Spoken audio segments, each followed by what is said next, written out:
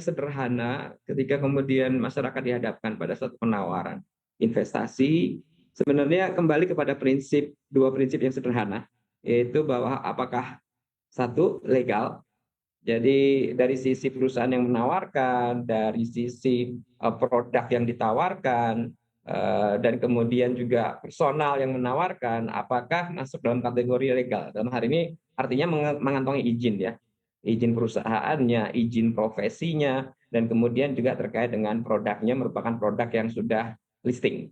Itu yang pertama. Yang kedua juga faktor logis. Artinya bahwa kita sama-sama tahu bahwa dalam konteks bisnis itu pasti apalagi perdagangan berjangka atau trading ya, namanya saja juga trading. Berarti kan itu ada jual beli, maka ada potensi keuntungan dan kerugian yang ada di sana. Sehingga masyarakat diharapkan lebih mengedepankan sisi logisnya dengan mempertimbangkan ketika ada janji-janji yang mungkin terlalu muluk pada akhirnya. Itu dengan dua hal itu saja sebenarnya masyarakat bisa lebih selektif terhadap penawaran-penawaran yang beredar saat ini. Mungkin itu, Mbak Maria. Untuk robot tradingnya sendiri seperti apa sih yang perlu masyarakat tahu nih? Jelas sudah tidak logis ya, tadi tawaran keuntungannya saja 50-80% begitu ya. Tapi apa sebenarnya yang ditawarkan dari investasi atau yang berkedok robot trading ini nih Pak Anang? Oke. Jadi kalau bicara tentang robot trading, yang kita bicara dari sisi robot tradingnya terlebih dahulu ya. Bahwa kalau kita bicara robot trading itu kan sebenarnya dia hanya alat. Jadi sebuah automatisasi berdasarkan algoritma matematis yang artinya mencoba mengotomatisasikan pola bagaimana seorang trader itu menganalisa pasar. Di dalamnya tentu akan dimasukkan kebiasaan dia dalam menganalisa, apakah dia menggunakan indikator apa, parameternya berapa. Jadi itu sebenarnya sebuah alat untuk mengotomatisasikan pola transaksi si trader. Itu yang pertama tentang robot trading. Nah, karena itu sifatnya otomatis dan setting, dulu kita sebagai analis gitu ya, kita mengenal istilah black box. Artinya bahwa si alat ini hanya diketahui instrumen di dalamnya, algoritma di dalamnya oleh si pembuat robotnya sendiri. Maka untuk pihak yang memakai di luar itu di box. Nah, tentu kalau bicara tentang robot trading, yang perlu diperhatikan oleh masyarakat adalah masing-masing orang itu tentu punya yang namanya preferensi ya. Ketika kita berbisnis, ketika kita trading, berapa kita pengen untung, berapa kita sanggup menerima kerugian, dan di satu sisi juga berapa modal yang kita punya, itu kan masing-masing orang berbeda-beda. Nah, kalau itu kemudian dikaitkan kepada penggunaan robot trading memperlakukannya secara general. Oke. Robot trading tidak akan bisa melihat misalkan modalnya si orang ini berapa, si orang itu berapa. Jadi ketika itu sifatnya general, maka itu sebenarnya merupakan satu alat yang agak sedikit dipaksakan sebenarnya. Tapi kalau bagi para expert, para analis itu alat bantu yang sangat sangat baik ya untuk menghindari waktu yang tidak perlu. Tetapi terkait dengan robot trading ini, yang paling penting sebenarnya jika masyarakat ditawarkan robot trading, satu, apakah robot trading itu terhubung atau dia berlaku secara independen, jadi tidak terafiliasi secara langsung dengan misalnya penyelenggara perdagangan tertentu. Biasanya kan itu digunakan di over the counter market.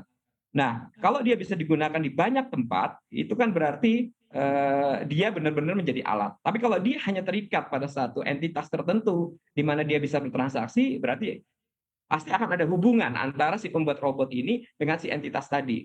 Nah, itu yang kemudian sebaiknya dihindari. Dan yang kedua, Oke. sebisa mungkin ditanyakan bagaimana cara kerja atau kondisi-kondisi apa yang mungkin akan dihadapi ketika menggunakan Baik. robot trading tadi, Pak Anang, gitu ya. tadi Anda juga Nah, Pak Anang, tadi Anda mention ya. soal cara kerjanya ya. Cara kerjanya ini seperti apa sih robot trading? Apakah memang dia connect juga ke data-data di bursa berjangka atau seperti apa sejauh ini pantauannya nih Pak Anang? Ya, untuk saat ini sebagai klarifikasi, robot trading itu masih dalam tahapan pengaturan. Jadi belum selesai peraturannya, setahu saya di Bapepti, sehingga otomatis tidak ada satupun robot saat ini yang terhubung di bursa sebenarnya, nggak ada. Hmm. Jadi biasanya robot itu akan terhubung dengan proses transaksi di luar bursa. Biasanya over the counter market ya, yang kemudian difasilitasi oleh para broker-broker atau pialang-pialang luar negeri, yang tentunya kalau di sini kalau dia nggak mengurus izin di Indonesia itu sifatnya ilegal sebenarnya. Jadi belum ada sampai sekarang robot yang terhubung. Di Bapepti sendiri sedang dalam proses untuk kemudian pengaturan terkait dengan robot ini. Jadi kalau ada yang menawarkan trading menggunakan robot untuk saat ini bisa dipastikan itu tidak terkoneksi dengan transaksi yang terjadi di bursa komoditi dan derivatif. Poin-poin apa saja yang masuk dalam mungkin peraturannya robot trading nih? Mungkin kalau nanti misalnya disahkan ya, tapi apa yang menjadi fokus dari ICDX sendiri melihat dengan keberadaannya robot trading ini nih Pak Anang? Ya, pertama kita kembalikan saja pada fungsi yang sesungguhnya bahwa robot trading itu alat bantu untuk trading. Tentu dia memiliki fungsi. Tetapi yang menjadi persoalan adalah satu bahwa orang yang bisa membuat robot trading untuk digunakan itu sebenarnya umumnya adalah yang sifatnya digunakan untuk kepentingan sendiri. Karena dia mungkin males secara manual, dia melakukan otomatisasi dengan robot tadi. Nah, ketika itu masuk kemudian digunakan di ranah publik, tentu itu menjadi sesuatu yang saya sampaikan tadi di awal agak sedikit dipaksakan karena kan parameter masing-masing orang beda. Jadi kalau bagi konsumen ketika menerima penawaran terkait dengan robot trading tadi adalah sama saja dengan mengatakan kalau menggunakan robot itu berarti kita menyerahkan nasib uang kita ke robot tadi, tergantung bagaimana robot tadi bekerja.